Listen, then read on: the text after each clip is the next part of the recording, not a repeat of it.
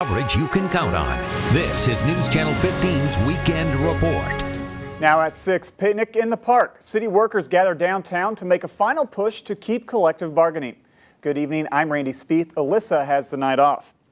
It's been a hot debate for the last 2 months. City Council could be on the verge of not only overturning Mayor Tom Henry's veto, but repealing collective bargaining for non-public safety workers.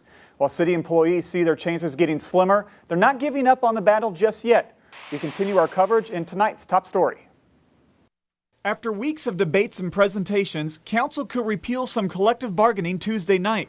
Mayor Henry and councilmen aren't expecting the next vote to change. It appears that Council has made up its mind and they're going to respond in a certain way. I hope they don't. I doubt that there will be a change in the votes before Council. But that hasn't stopped dozens, if not hundreds, of city workers from getting their voices out at Fryman Square. We thought the best thing for us to do is to try to do our best to get the public's input and their concerns about what's going on in this community. Let them see our point of view, where we come from, how much of a difference it's going to change into the city. You know, you got to look at it as, you know, you're dealing with only a certain amount of union reps.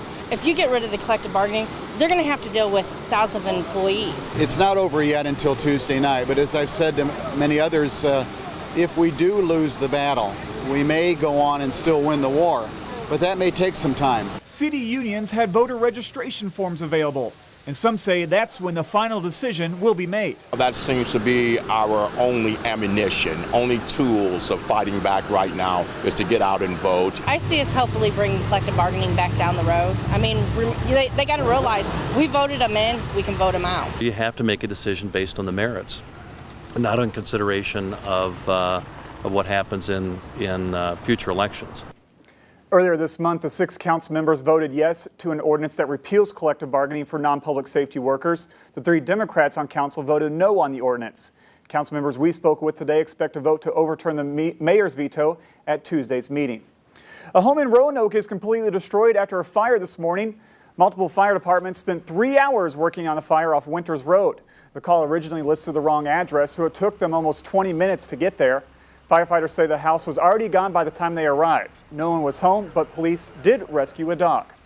Smoking and increased hospital assessment fees could help pay for expanded health insurance in Indiana. The state Medicaid director says the 2 would cover the estimated $1.5 million the state would be responsible for. The federal government would take care of the remaining $16.5 million needed for the 6-year plan. Members of the State Budget Committee listened to the proposal for Healthy Indiana Plan 2.0 yesterday. It heads to the federal government later this month. It's the first official day of summer, and it sure feels like it outside. How's the rest of the weekend looking for us? Meteorologist Jesse Wheeler answers that in our first forecast. We are tracking storm chances this evening, but right now locally we are quiet. In fact, if we can get a quick look right now at Live Doppler 15 Fury Storm Tracker, we don't see any rain here locally, but let's span out a little bit off to the west. You can see a couple areas of thunderstorms here in parts of northwestern Indiana. You can see actually a tornado warning just northwest of Lafayette. That's moving southeast. These storms, good news, are expected to start fizzling out as they move off to the southeast, but we are tracking it very closely. You can see a lot of lightning, also some areas of damaging winds as this moves off to the southeast. But here locally, we have very stable air in place, so there's a very good chance that once it starts entering into the north central part of the state, they will start dying out very quickly, but we will keep an eye on it for the rest of tonight. Right now, though, we have a lot of blue skies across the area. Temperature still fairly warm, too. 80 degrees in Fort Wayne. It's 82 in Huntington, 82 in Hartford City, and 79 in Columbia City. If you're heading out to Rib Fest this evening, things do look dry. There is a chance, however, for maybe a pop-up shower or a thunderstorm, but that chance is very, very minimal. You might have to dodge a few raindrops this evening. We'll be tracking those storm chances for you more closely and also talk about when 90s return coming up in just a bit.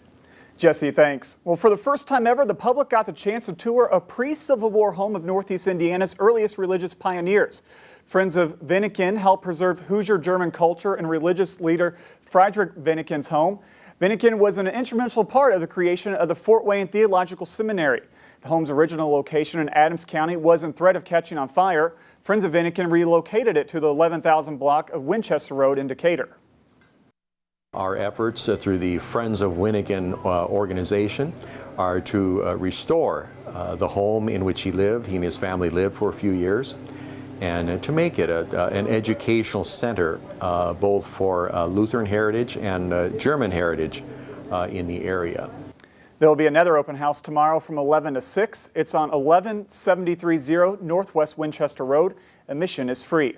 Today is the longest day of the year, and a local group is taking advantage of the extra daylight. The Alzheimer's Association hosted a family fun day at the Kingston Residence Assisted Living Center. It featured knitting, yoga, and card games. This is the third year for the national event. Organizers say it's a way to honor the strength and endurance of those affected by the disease. Did you know one in three Hoosiers is at risk for kidney disease? An annual walk is hoping to squash that statistic and raise awareness. Dozens of people participated in this morning's kidney walk. The 3-mile course winds through Headwaters Park. Organizers hope to raise $55,000 from this year's event. It's been 9 months in the making, but the weekend is finally here for East Allen County's Relay for Life. Hundreds of people are walking the track at New Haven High School. The 24-hour event raises money for cancer of all kinds. It wraps up tomorrow morning at 9 a.m. Art of all kind is on display this weekend in Fort Wayne.